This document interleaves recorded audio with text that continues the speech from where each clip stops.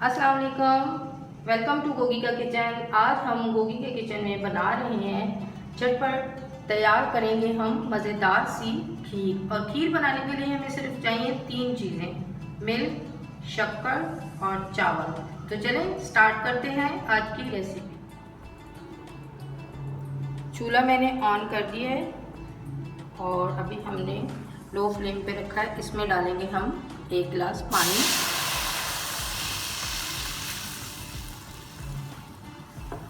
उसमें डालेंगे हम हाफ कप मैंने चावल लिए थे और ये चावल मैंने बासमती नहीं लिए, क्योंकि खीर बनाने के लिए मैं हमेशा यही चावल यूज़ करती हूँ। बुरबुरे चावल कहते हैं इसे, या टोटा चावल। इससे खीर बहुत अच्छी बनती है। ज़रूरी नहीं कि आप बहुत महंगे वाले चावल इसमें लेके खीर में यूज़ करें।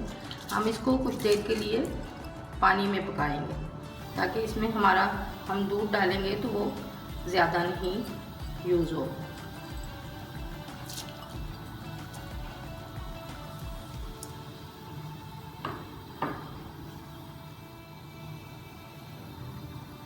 इसमें पानी में थोड़ा सा और डाल रही हूँ। ये चावल मैंने 3 से 4 घंटे के लिए भिगो दिए थे, जो काफ़ी अच्छे भीग चुके हैं। इनको पकने में बहुत ज़्यादा टाइम नहीं लगेगा। और ये हाफ कप चावल थे।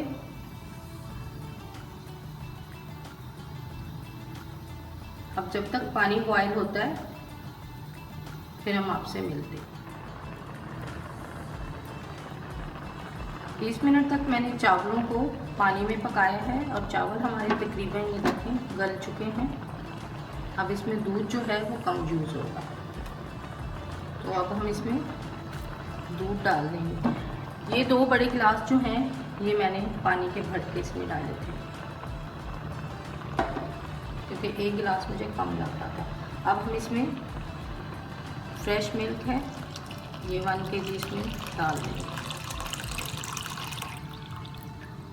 ये चावल मैं इसलिए यूज़ करती हूँ क्योंकि बासमती चावल जो होते हैं वो पकने में बहुत ज़्यादा टाइम लेते हैं और फिर जल्दी मिक्स नहीं होते खीर में ना, तो इसलिए मैं ये छोटे चावल होते हैं बुरबुरे, तो ये बहुत जल्दी मिक्स हो जाते हैं और इनका टेस्ट भी बहुत अच्छा होता है।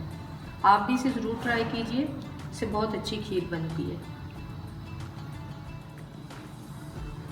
दूध बॉयल होना शुरू हो गया। अब हम इसमें इलायची ऐड करेंगे। इलायची के मैंने बीज निकाल लिए हैं। 6 से 7 इलायची थी, उसके मैंने बीज निकाल के इसमें डाल दिए। आप चाहे तो इसमें पाउडर भी ऐड कर सकते हैं। ये फ्रेश दूध है और फुल क्रीम है। खीर पकना स्टार्ट हो गई है। हम इसे 20 मिनट तक खुला पकाएंगे। इसको कवर नहीं करेंगे, क्योंकि अगर कवर कर दिया तो ये इसको बॉयल आएगा तो ये नीचे गिरेगी, तो इसलिए हम इसे खुला बनाएंगे लो फ्लेम पे। और ये अच्छी तरह से मिक्स हो जाएंगे चावल, तो फिर हम दोबारा आपसे मिलते हैं।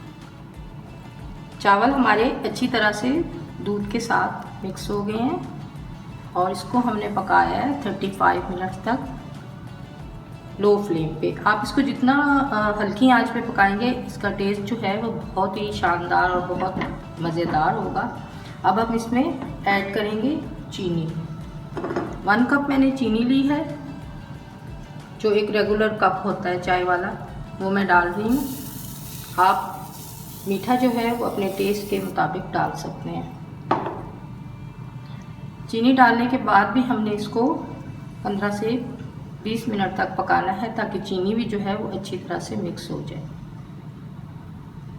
क्योंकि चीनी का भी पानी होता है, उसको भी हमने ड्राई करना होता है। वरना जब हम खीर जो है वो किसी बाउल में डालते हैं तो ऊपर जो पानी सा आ जाता है ना, वो इस वजह से आता है कि हम चीनी को अच्छी तरह से पकाते नहीं।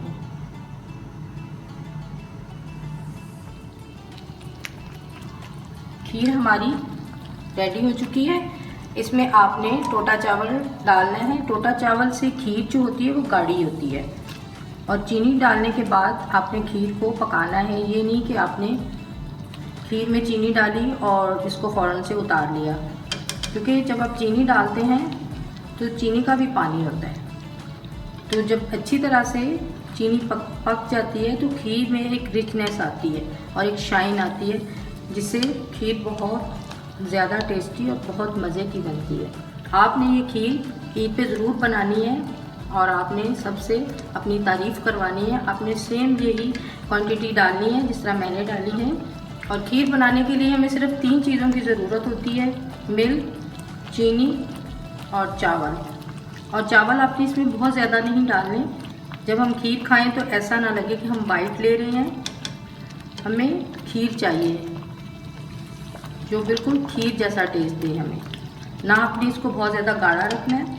और ये माशाल्लाह से बिल्कुल रेडी हो चुकी है। अब हम फ्लेम करते हैं ऑफ, और मैंने इसे लो फ्लेम पे पकाया। आपने भी इसको लो फ्लेम पे पकाना है और इसको दरमियान में चेक करते रहना है, क्योंकि ये चीनी डालने के बाद नीचे भी लगना स्टार्ट हो जाती है।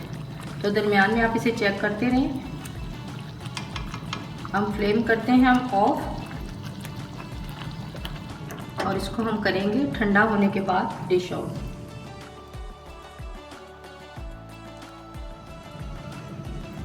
खीर हमारी रेडी हो गई है। अब हम इसे गार्निश करेंगे पिस्ता और बादाम से।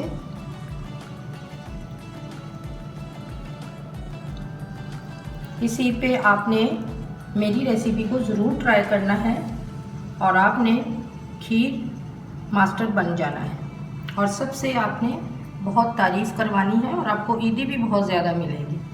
और आपने सेम यही क्वांटिटी यूज़ करनी है। अगर आपके घर में मीठा कम खाते हैं या ज़्यादा खाते हैं तो आप अपने टेस्ट के मुताबिक कम या ज़्यादा कर सकते हैं। खीर हमारी रेडी हो गई है। अगर आपको मेरी रेसिपी अच्छी लगती है, लाइक करें, शेयर करें, कमेंट करें।